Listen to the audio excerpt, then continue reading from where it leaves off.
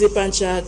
He has released Reband, and all of that. And we thought that being signed to Blue Nation would, be that thing for him.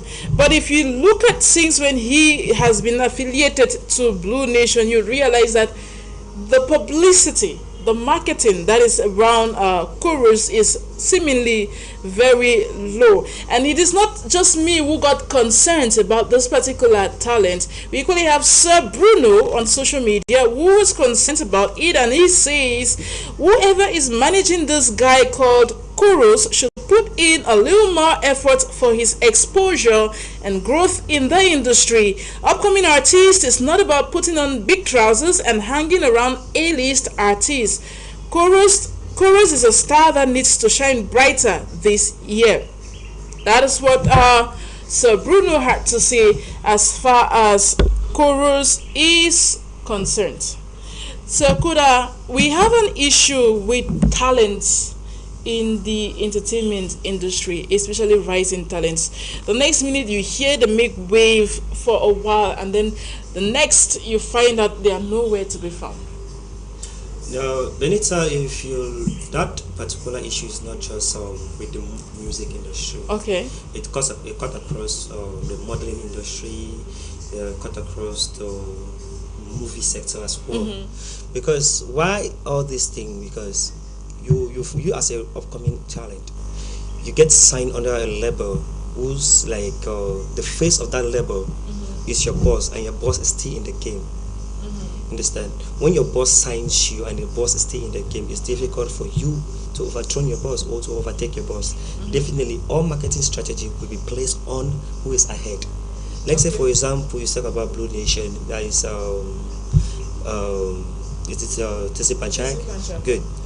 You cannot say you're in that record label with TC Panchak and you expect that more marketing will be placed on you, and then that of TC Panchak will be forgotten. It's not proper, right? So definitely, the manager of that particular label will put in more effort on who is ahead, because most record label they have this tendency of they should use one person to sell the other, but it's not working. It's not working. Before you sign an artist, make sure that you're ready to market the artist. Don't just sign because you feel like you want to sign, and then you go on social media, you start spelling words like, no, I will use one person to sell the other. But we know that that is not the case. Yeah. We have seen it proof. Understand? So if record label owners they want to sign an artist, make sure you sign an artist and you're prepared to market the artist. You talked about the fact that TC Panchak, when it comes to Blue Nations, is up there and all of that. But then again, does it mean that any other artist Blue Nation signs will not have the same level of marketing that TC Panchak will have? If we have to go about it that way, I think it's at some point in time, this is what is probably happening to Chorus right about now, because they are keeping him under because they know, okay, there's a TC Panchak there. But if they put both of them on a scale, yeah, we understand TC Panchak is way up there. But if you start up lifting this young talent to get to that level, at the end of the day, the money still even gets to your pocket from both sides. On both sides. Yeah, so whatever the case, whoever is managing Chorus, please, this is 2024. Ensure that this year this guy comes out, because we've been hearing, there's a whole lot in the pipeline, there are projects in the pipeline, he has these things that are coming up, they are coming up. Well, like some people who are forever upcoming artists, they keep recording songs and putting them in the cupboard, or keep saying we are planning to release, See, Benita, the truth remains. Whenever you find yourself in an agency, a record label, an entertainment house, a production house, wherever you find yourself, where the boss of that place is still in the game, it's difficult for you to shine. Okay. Majority of people who easily shine, whose talents are taken into considerations, are people who work with others who are like, okay, good, let me step back, and then I bring a new wine in front. I bring a new talent, and I push that talent. Okay. I'll take for example myself. Again, me, it's not bothering me to like follow my modeling career to the fullest. But I've decided upon myself that okay, no, good, you have to step back a little bit, then bring in those young ones who are like really vibrant. Understand? At least it's not all about you. Exactly. At least try to make it to be about others. Understand? Like I always say, there's one person, I know what I'll call the person's name, I said, why do we keep mentioning them? But you see, Obi Kubana said one thing in his interview: the best investment a human being can ever do is human investment. Okay, of course. Human investment. Yeah. So the best thing I can do is to invest, like impact. That's where my statement goes: impact to improve. Is to impact the young talents, so that tomorrow, if they grow, they'll impact another. That's how it goes down the stream. Okay. Yes. So the best thing is, if before you find, don't just say, this artist want to sign me, or this record label want to sign me. You're just happy and like, wow. You go there, you surprise, your career is dying instead. Yeah, true. At times, it's preferable to be on your own rather than find yourself in a record label or a production house or a modeling agency they are not going to take you seriously, and your career just dies. It's not good. Preferably stay on your lane alone if it takes you 10,000 years. All right, preferably stay on your lane alone, even if it takes you 10,000 years. That's what Kuda has to say as far as this chorus affair is concerned. I mean, it's crazy because trust me, Cameroon has got a lot of talents that are under the pipeline. They have not even been explored. I don't even want to get into the movie sector. Since we were talking about music, let us stay with the music sector and all of that. But whatever the case, we hope that they'll listen to the cries of the people and try to beef up their game when it comes to handling that particular artist, because I feel like he has a whole lot to do. But we keep hearing he's hanging here, he's doing this. But what next? What next? That is the question. All right. Thank you so much, Kuda, for sharing your input. And on to the next story. It is the Clash of the Titans. The Clash of the Titans. We had a session where this particular person, I mean, a lot of Cameroonians lost money when it came to this particular person, because they were expecting that, you know, and all of that was going to be very successful or favorable, especially when it comes to the Predator. But unfortunately, things went well the way they went, and Cameroonians cried. I mean, what were you expecting? That all of you told that and that company should lose the money? There's no way. Alright, but this time around, it's not Tyson again. We have another Clash of the Titans this time around. The Predator we all call as Francis Ngannou versus Joshua. Okay. God, this is interesting. And this time around, it is like a Cameroon versus Nigeria again. It is a heavyweight fight that's coming up on the 9th of March 2024 in Riyadh, Saudi Arabia. Okay, so should Cameroonians do the same thing again? Looking at this particular match that is coming up, this boxing match, I think Ghana still has a chance. Okay, just like he had a chance. Yes, like I will put my money to it. Oh, yes, right. I'll put my money to it, and I will definitely would root for Francis Ngannou. Reason being that if Francis can take the world champion when it comes to boxing, Tyson Fury, I think Joshua doesn't stand a chance. Okay. Well, a lot of people feel like this again is Nigeria versus Cameroon, and at one point in time it's like to put a cap to this competition finally. Okay, so if Francis beats Joshua, it is like a huge deal for Cameroon. I will tell you that it's not even going to be. I don't think Joshua will cross the 4th or 5th round. Okay. So much faith in Francis Ngannou, eh? No, definitely. See, when they say someone faced Tyson Fury and he knocked down Tyson Fury, and Tyson Fury is a very fearsome person when it comes to boxing. Okay. Understand? And Tyson Fury was like, hey, Ngannou, we know how after the match, the post-match, right? Yeah. We know how, like, the state of life of Tyson Fury. You don't even need to tell me about that. I don't need to tell you about that. Understand? The mark was there. Yeah. So Joshua needs to really sit back, understand, then rethink. Okay. Is it really up to this man? Because I don't call him a predator for nothing. Okay. He might look cool, he might look calm and all of that, understand? But that is a well-built somebody. It's not just forget about his like peaceful look. That is a well-built, inborn person, like inborn predator. Okay. When Francis stepped into the ring, it's something else. All right. When Francis steps into the ring, it is something else. It is Joshua versus Francis Ngannou on Saturday, the 9th of March, 2024 in Riyadh. All eyes, all ears are on Francis Ngannou come March 9, 2024, and Kuda says he is betting. His money is on Francis Ngannou. Please don't come back crying like you did last time. No, I was so happy with the results. Okay. Understand? I was so happy with the result between Ngannou and Tyson Fury.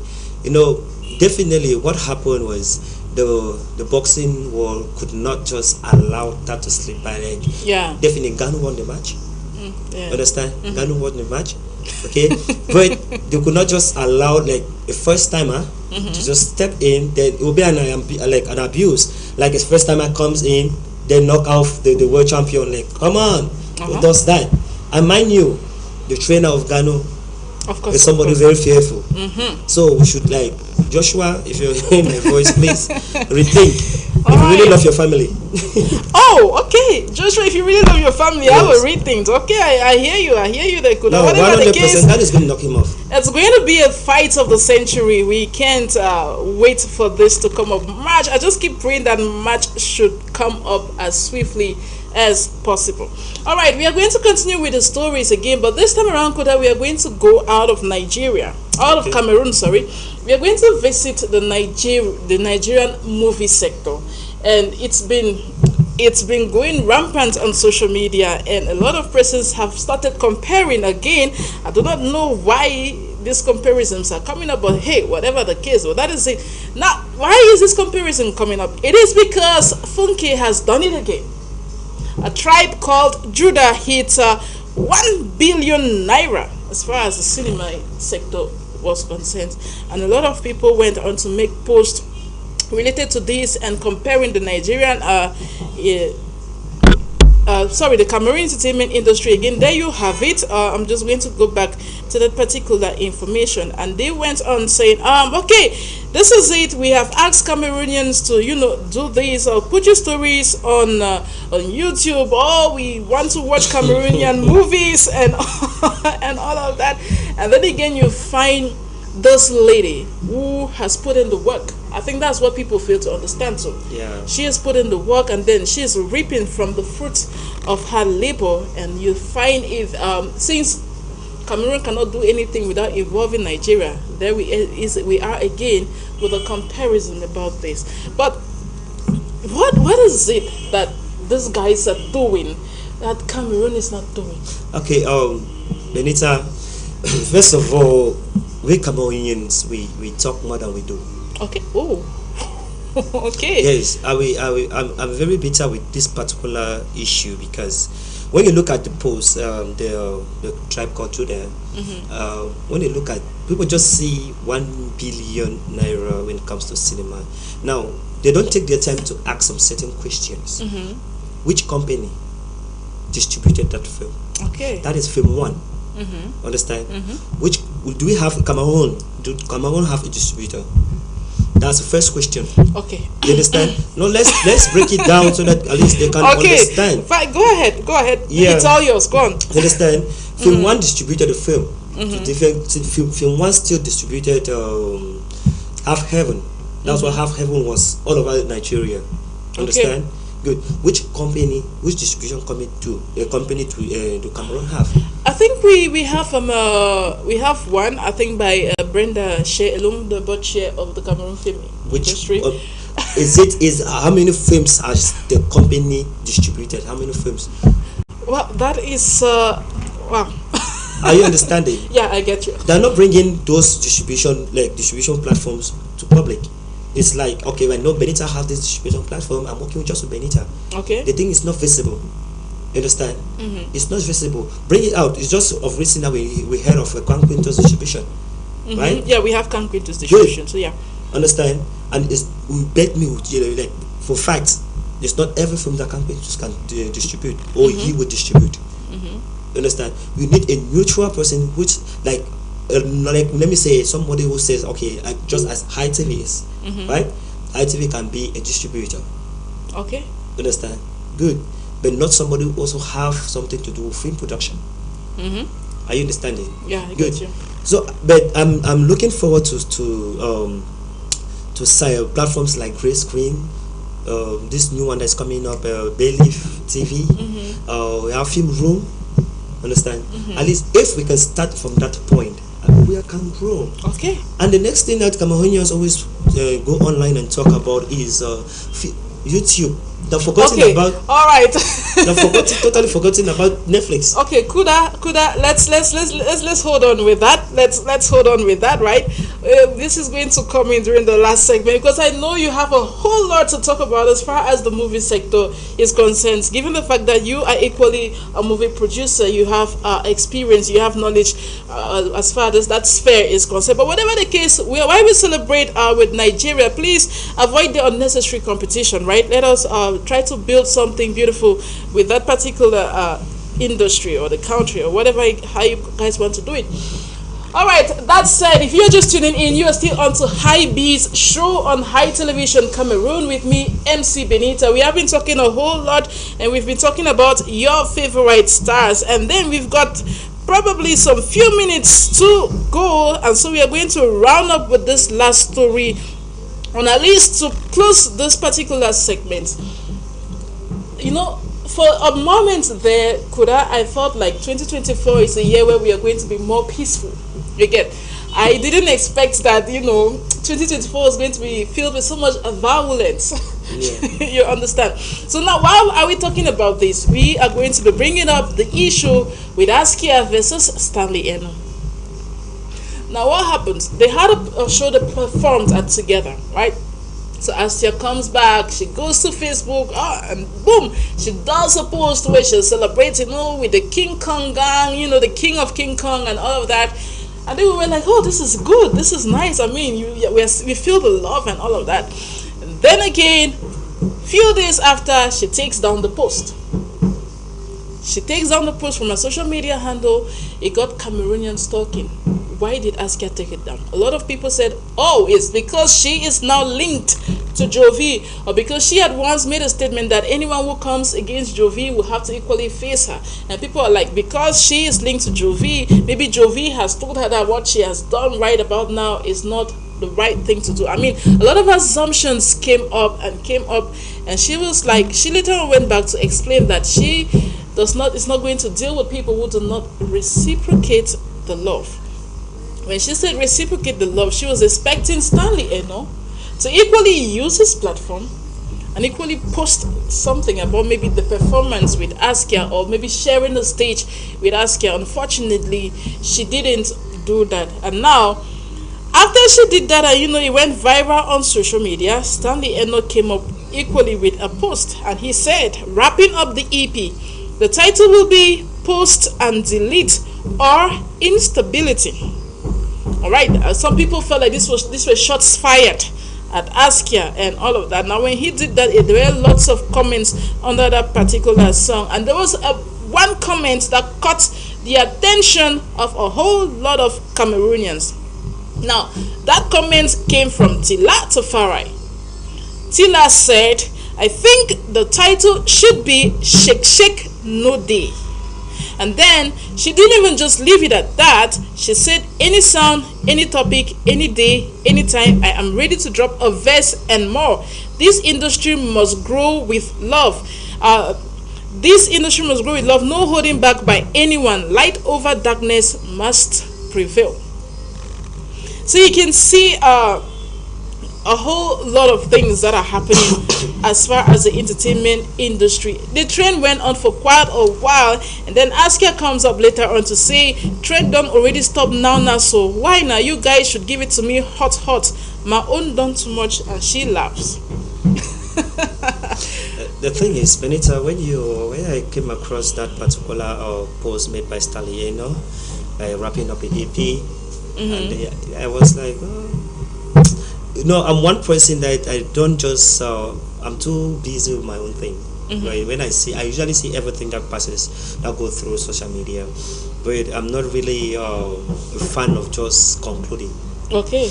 But getting the full vibe from you, it's like there's an issue. Since Askia is linked to Jovi, and we all know the fight, or let me say the dispute between Jovi and Stanley, and definitely you can never say this person and this person should be like that enemies.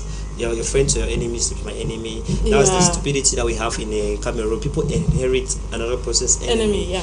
If Askia is going on air and saying that she is deleting because he doesn't want to work with people who don't reciprocate, who don't show same love, that I would say that is quite not a good approach. Understand? Not a good approach. Or that is not professionalism. Okay. Understand? Because first of all, look at who are you talking about. I have seniors in the industry. You understand?